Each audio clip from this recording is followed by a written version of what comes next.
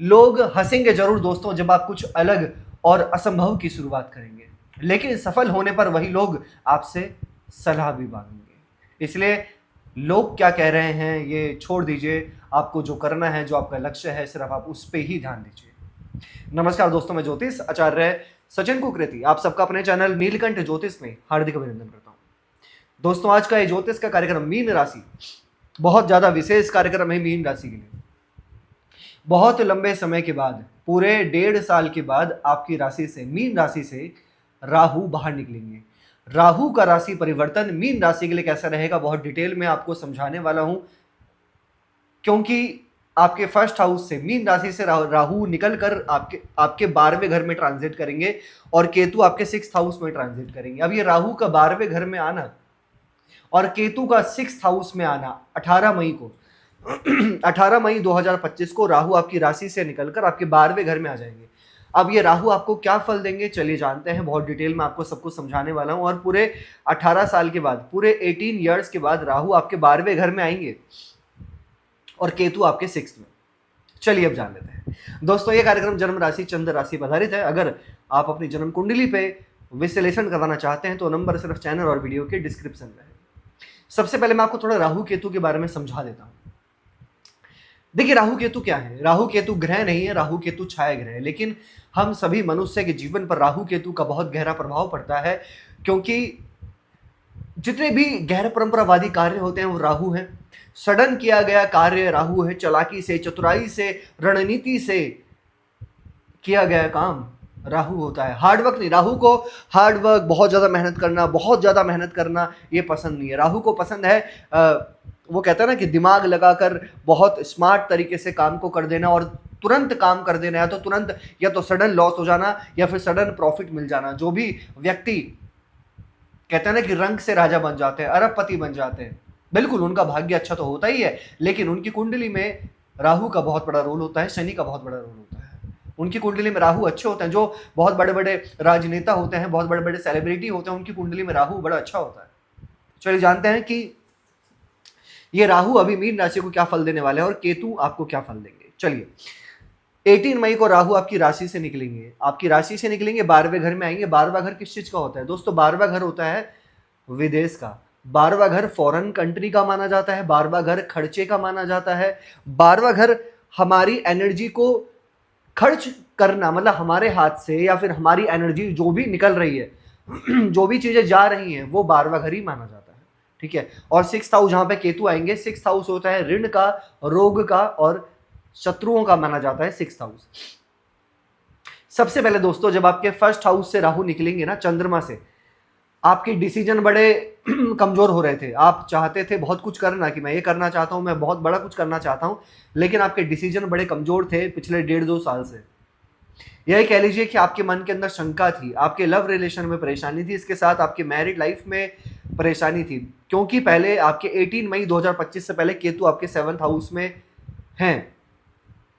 वैवाहिक जीवन में अनसेटिस्फैक्शन, कहीं ना कहीं असंतुष्टि होना, खुद में भी कहीं ना कहीं शंका, नेगेटिविटी आना। बहुत नेगेटिविटी नहीं है, कुछ बुरा नहीं है लाइफ में, लेकिन फिर भी नेगेटिविटी आना, फिर भी कुछ ना कुछ गलत या बुरा सोचना क्योंकि राहु पूरे 1.5 साल से आपके चंद्रमा में थे, या कहीं ना कहीं गैर परंपरावादी कार्य, ऐसे दोस्तों के साथ में मिलना, उठना, बैठना, खाना पीना, ऐसा था। निश्चित ये राहु के परिवर्तन से बहुत बड़ा बदलाव आप जरूर देखेंगे। खासकर आपको लव रिलेशन में शंका थी, डाउट्स थी, या आपके लव रिलेशन में बहुत ज्यादा परेशानी थी, आपके पढ़ाई में थी, क्योंकि राहु पहले आपके फर्स्ट हाउस में बैठकर आपके पंचम भाव 5th हाउस को देख रहे थे। यहां से राहु की दृष्टि हट जाएगी, 5th हाउस से राहु की दृष्टि हटेगी। पहली चीज, आपके लव रिलेशन में जो परेशानी थी, या जो बहुत बार बार ब्रेकअप्स हो रहे थे, वो चीजें यहाँ पे सॉल्व हो जाएंगी। दूसरा, आपके पढ़ाई में, स्टडीज में विद्यार्थियों को बहुत ज्यादा परेशानी हो रही थी। आप कुछ चाहते थे, मैं करना चाहता हूं ये, लेकिन आप कर नहीं पा रहे थे, आपका एडमिशन नहीं हो रहा था, या विद्यार्थी बहुत ज्यादा परेशान थे। ये चीजें भी यहाँ पे सॉल्व होंगी निश्चित। अब राहु जब 12वें घर में जाएंगे ना, सबसे पहले तो राहु विदेश के कारक ग्रह हैं, ठीक है, और 12वां घर भी विदेश का होता है, और राहु का 12वें घर में जाना, विदेशी गतिविधियां बढ़ सकती हैं, यानी कि फॉरेन कनेक्टिविटीज बढ़ सकती हैं आपकी, या फिर आपका फॉरेन ट्रेवल्स हो सकते हैं। लॉन्ग ट्रेवल्स हो सकते हैं।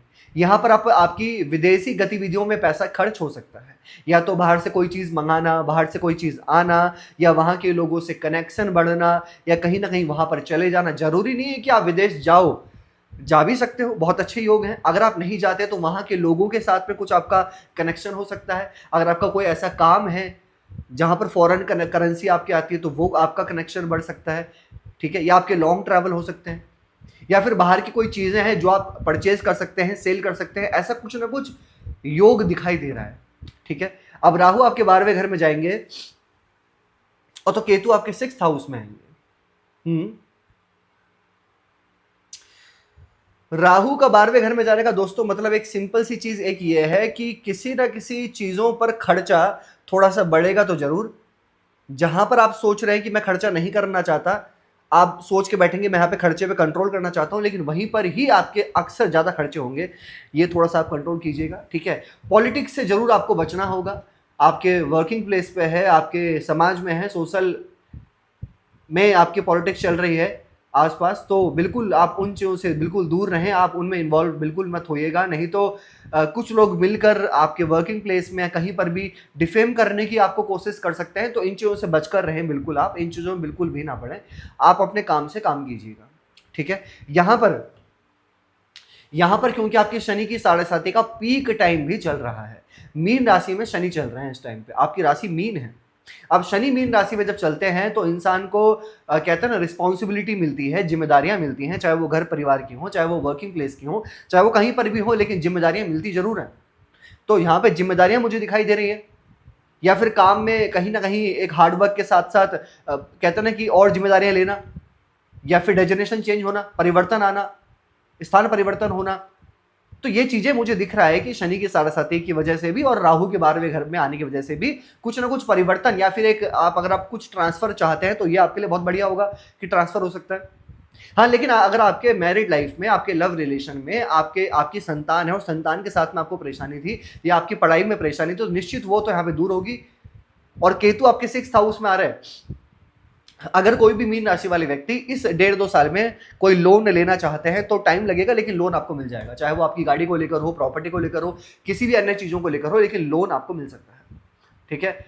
ये चीजें अच्छी दिख रही है यहाँ पे। अब केतु यहाँ पे 6th हाउस में है, कुछ आपके शत्रु ऐसे होंगे जो होंगे, लेकिन वो बटरिंग करेंगे आपके सामने अच्छा बनने का प्रयास कर सकते हैं, लेकिन आपको पता नहीं चलेगा, और वही आपके शत्रु बन सकते हैं, क्योंकि केतु है 6th हाउस में। Ketu is a mindless planet, यानी कि आपके जो शत्रु होंगे वो भी माइंडलेस होंगे, बेवकूफ होंगे एक नंबर के। जो भी शत्रु होंगे ज्यादा अपने आप को कहते हैं ना कि अपने आप को चतुर चालाक समझना, लेकिन होना नहीं, तो इसका आपके ऊपर ज्यादा कोई प्रभाव नहीं पड़ने वाला है। लेकिन आपको इन्वॉल्व नहीं होना है किसी चीज में, आपको अपने काम पे फोकस करना होगा, आपको अच्छे कर्म करने हैं, अच्छा काम करना है, मेहनत करनी है, और लक्ष्य पर फोकस करना होगा। आपको क्या उपाय करने चाहिए मीन राशि को? सबसे पहले तो गुरु का बीज मंत्र करें आप, ओम ग्राम गिरिम गुरोम सा गुरुवे नमः 108 बार रोजाना। इसके साथ में विष्णु सहस्त्र नाम का पाठ करें। शनि की 7.5 चल रही है, डेली शनि का बीज मंत्र करें 108 बार, ओम प्राम प्रीम प्रोम सह शनिश्चराय नमः 108 बार डेली। हनुमान चालीसा का पाठ करें, उगते हुए सूर्य को अर्घ दीजिए तांबे के लोटे से। कैसे लगे आपको वीडियो? लाइक कीजिएगा, शेयर कीजिएगा, बने रहेगा हमारे साथ। धन्यवाद।